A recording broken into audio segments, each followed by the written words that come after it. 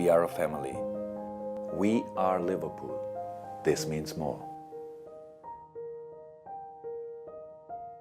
잉글랜드 역사상 최고의 팀 중 하나인 리버풀, 프리미어리그 19회 우승, FA컵 8회 우승, 리그컵 9회 우승, 커뮤니티 실드 16회 우승, 유로파리그 3회 우승, 챔피언스리그 6회 우승, 슈퍼컵 4회 우승, 클럽 월드컵 1회 우승. 잉글랜드 전체 역사를 통틀어서 보더라도 맨체스터 유나이티드와 함께 최고 명문 구단으로 이름을 올리고 있는 리버풀. 우리는 대개 영광의 순간만을 떠올리며 과거를 회상하곤 하지만 리버풀 팬들이라면 절대, 아니 축구 팬이라면 절대 잊어서는 안 되는 사건이 있습니다. 헤이젤 참사, 그리고 힐스버러 참사. 일반적인 사고 수준이 아닌 다수의 인명피해가 발생한 비참하고 끔찍한 일을 칭하는 참사. 축구라는 스포츠를 단순히 엔터테인먼트 기준에서 바라보는 것이 아닌 일상생활과의 깊은 연관성을 띠며 살아가는 사람들에게는 축구 순위, 트로피가 전부는 아닙니다. 그들의 삶이 축구이자 축구가 그들의 삶을 대변하기 때문이죠. 클롭이 부임하며 영광의 시간을 보내고 있는 비교적 최근에 유입된 리버풀 팬들부터 시작해 마이클 오웬, 맥마나만, 달글리시 시절부터 리버풀을 응원해온 올드 팬분들까지 리버풀이라는 구단을 사랑하고 이해하는 데 있어 오늘의 이야기는 반드시 가슴속에 품은 채 응원하셨으면 합니다.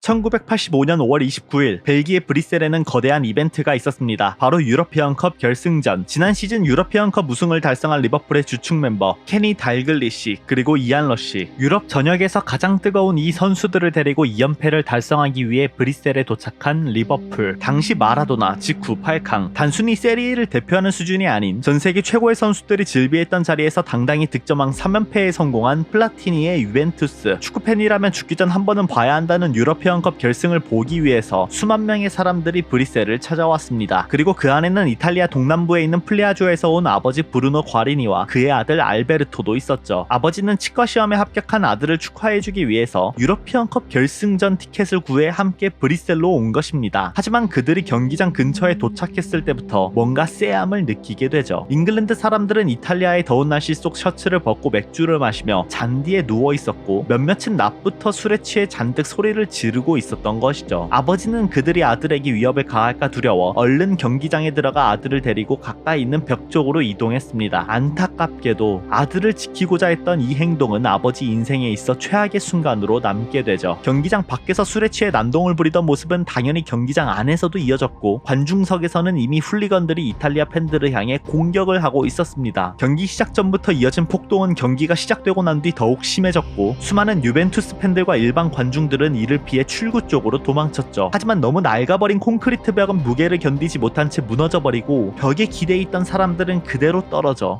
수백 명이 깔리는 참혹한 상황이 발생하고 맙니다. 당시를 기억했던 과리니는 이렇게 말했죠. 그들은 울타리를 넘어 저희에게 달려들었습니다. 알베르토는 바리게이트에 매달려 있었죠. 제가 마지막으로 아들의 목소리를 들은 건 아빠, 사람들이 날 짓밟고 있어, 이것이었습니다. 아버지는 그 후로 의식을 잃어버렸고 깨어나자마자 함께 아들을 찾기 위해 힘썼지만 아들은 이미 죽은 채로 발견되었습니다. 헤이젤 참사, 총 사망자 39명, 부상자 약 600명, 전체 사망자 명단에 있는 알베르토 과리니, 그는 당시 21살이었습니다. 참사가 일어나는 공간에서 아들을 잃어버린 아버지가 직접 회고를 했던 부분을 통해 얼마나 참혹했던 상황인지 생생히 느끼셨을 겁니다. 이제 조금 더 자세히 사건이 발생하게 된 배경과 이를 대처하지 못한 이유를 살펴보죠. 참고로 모든 내용은 위키백과와 해외 언론에서 집필했던 기사를 토대로 정리되었습니다. 영국 축구 팬. 헤이젤 참사가 발생하기 전부터 영국 축구 팬들에 대한 이미지는 상당히 부정적이었습니다. 1960년대에서부터 1970년대에 이르기까지 폭력적인 행동과 음주 문화로 악명이 높았죠. 1974년에는 볼튼 원더러스 팬이 블랙풀 서포터를 공격하여 살해하는 사건도 있었고, 같은 해 맨체스터 유나이티드의 2부 리그 시절에도 레드아미라 칭하는 훌리건 팬들에 의해서 여러 폭동 사건들이 발생하기도 했었습니다. 1975년 리즈 유나이티드와 바이에른 뮌헨의 유러피언 결승전에서 득점이 취소되는 논란이 발생되자 리즈 유나이티드의 많은 팬들이 독일 팬뿐만이 아닌 경기 관계자와 선수들에게도 공격을 가하기도 했죠. 양측 모두의 잘못으로 폭력이 발생했다고는 하지만 이후 유에파는 리즈 유나이티드에게 4년 유럽 대회 출전 금지를 내렸습니다. 1985년 5월 헤이젤 참사가 발생하기 전 3월 미럴 팬들이 FA컵 4강전에서 폭동을 일으킨 것 이외에도 너무 많은 사건들로 하여금 영국 축구팬은 폭력을 일으키고 위험하다는 이미지를 가지고 있었습니다. 결국 헤이젤 참사도 리버풀 팬들의 문제로 발생했죠. 있죠. 헤이젤 스타디움 문제. 몇 년 전 이 경기장을 방문했던 아스날 팬들은 이미 쓰레기장이라는 표현을 할 정도로 헤이젤 경기장의 문제는 심각했습니다. 결승전이 열리기 전 미리 관중의 안전을 위해 경기장을 방문한 리버풀 유벤투스의 회장은 UEFA의 경기장 변경을 요청했으나 이는 거절되었습니다. 심지어 몇몇 벽면은 무너져 내려 있었고 경기장 일부 스탠드 입구는 개찰구가 한 개밖에 없었습니다. 이미 사고 발생 확률이 높은 경기장이었던 것이죠. 하지만 이는 시작에 불과했습니다. 적어도 경기장 내부 보수가 제대로 되지 않았더라면 서포터들 간의 구분은 확실히 정해두고 서로 충돌하지 않게끔 표를 배분해야 했지만 그러지 못했죠. 당시 경기장을 같이 살펴봅시다. ONM 구역은 유벤투스 서포터, XYG 구역은 리버풀 서포터로 나뉘어져 있었습니다. 하지만 G구역의 관중석은 벨기에 지역 팬들에게 티켓이 상당수 할당되었는데 이 부분이 문제였습니다. G구역을 벨기에 중립 팬들에게 배분한 아이디어는 리버풀의 XY 구역의 팬들과 유벤투스의 ONM 구역 사이 하드코어 팬들을 분리하여 가능한 충돌을 방지하기 위함이었습니다. 의도 자체는 이해가 됩니다만 리버풀 유벤투스 양측 팬들은 이에 극구 반대했습니다. G구역의 중립표 자체가 벨기에 지역 사람들이 아닌 리버풀 유벤투스 팬들에게 양도될 것을 염려했기 때문이죠. 한마디로 저 자리는 리버풀 유벤투스 팬이 섞여 문제가 발생할 확률이 높다는 것이었습니다. 실제로 G구역에 많은 티켓은 여행사들에 의해 이탈리아 팬들을 대상으로 판매되었고 XY 지역의 리버풀 팬들과 불과 몇 미터 안팎으로 유벤투스 팬들이 함께하는 말도 안 되는 환경이 조성되어 버린 것입니다. 안 그래도 낡은 경기장 속 난폭하기로 유명했던 리버풀 팬덤과 잉글랜드 팬들 못지않은 이탈리아 팬들이 마주하는 응원석이 아무런 일 없이 진행될 리 없죠. 경기 시작 1시간 전 오후 7시 G구역과 X구역의 경계는 임시 철망으로만 되어 있었고 경찰 인력마저도 굉장히 적었던 터라 이미 이탈리아 팬들과 잉글랜드 팬들 간의 욕설, 쓰레기 투척, 그리고 폭력이 난무하기 시작했습니다. 일부 잉글랜드 팬들은 울타리를 넘어 이탈리아 팬들을 향해 주먹을 뻗기 시작했고 순식간에 이곳은 아수라장으로 변하게 됩니다. 놀란 이탈리아 팬들은 출구, 경기장 내부로 향하며 도망가기 바빴고 순간적으로 많은 사람들이 좁은 공간에 몰린 탓에 벽은 붕괴되고 말았죠. 그렇게 앞뒤로 수백 명의 사람들이 쌓여 압사, 그리고 폭력에 뒤덮인 경기장. 하지만 놀랍게도 이러한 참사가 발생하는 와중에도 경기는 진행되었습니다. 반대편 유벤투스 서포터들이 있는 곳에서도 폭동이 발생했으나 경찰들에 의해 진압되었고 경기가 진행되는 와중에도 경찰들과 싸움을 벌이고 있었습니다. 어떠한 유벤투스 서포터는 벨기에 경찰에게 스타팅건을 쏘기도 했었죠. 양측에서 난동이 발생하고 있는 와중에 몇몇 선수들은 경기 중단을 요구했으나 오히려 경기를 중단하는 순간 관중들의 폭동이 더 거세질 것을 염려하여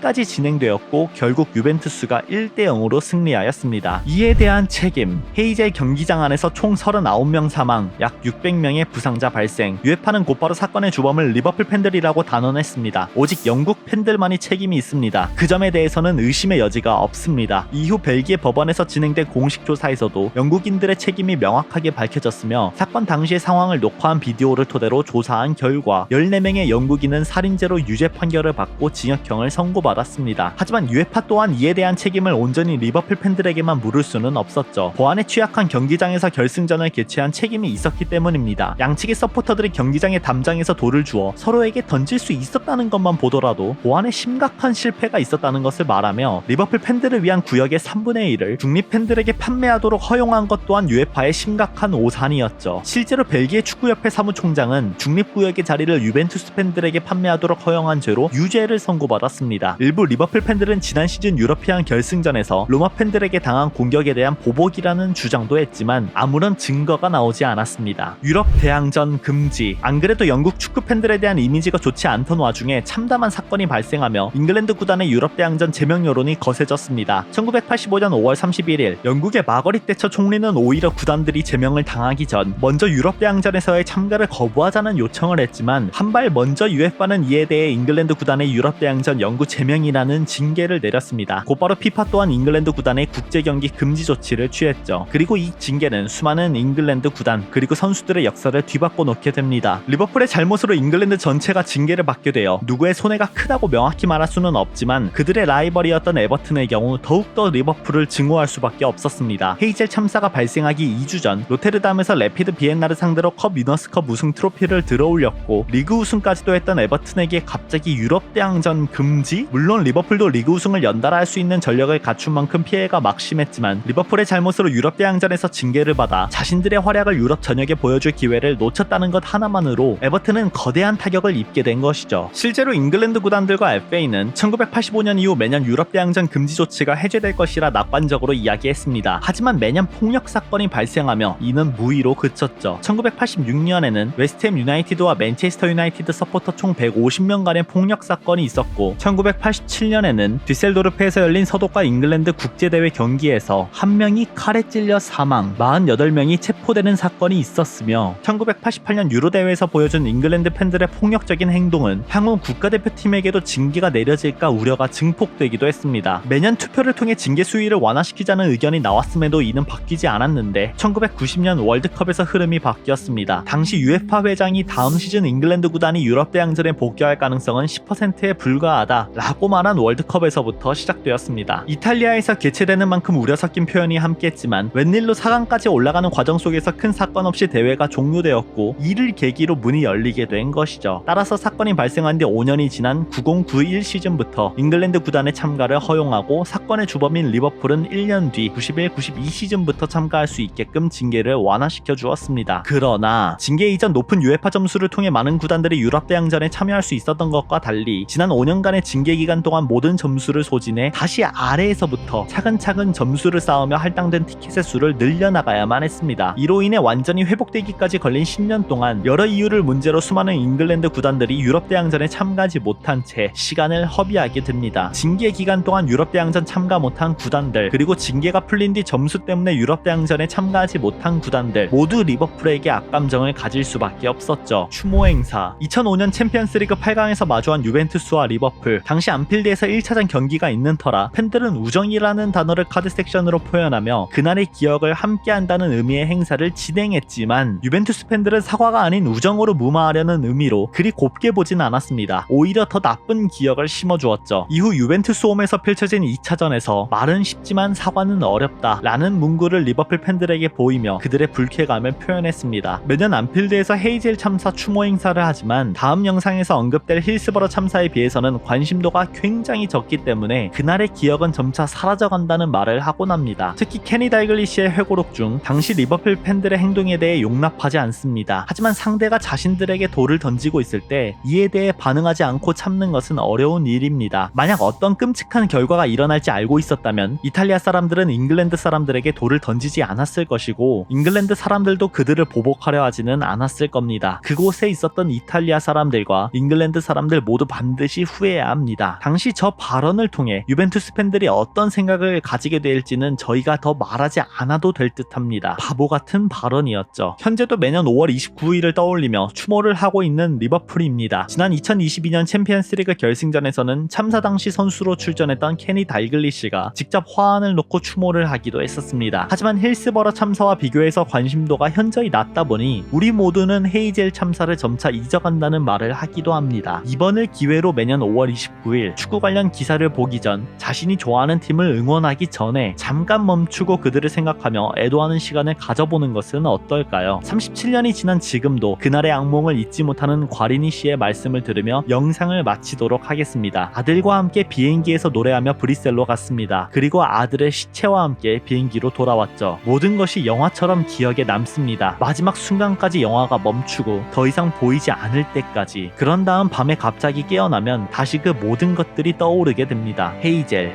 그 단어는 저를 미치게 만듭니다.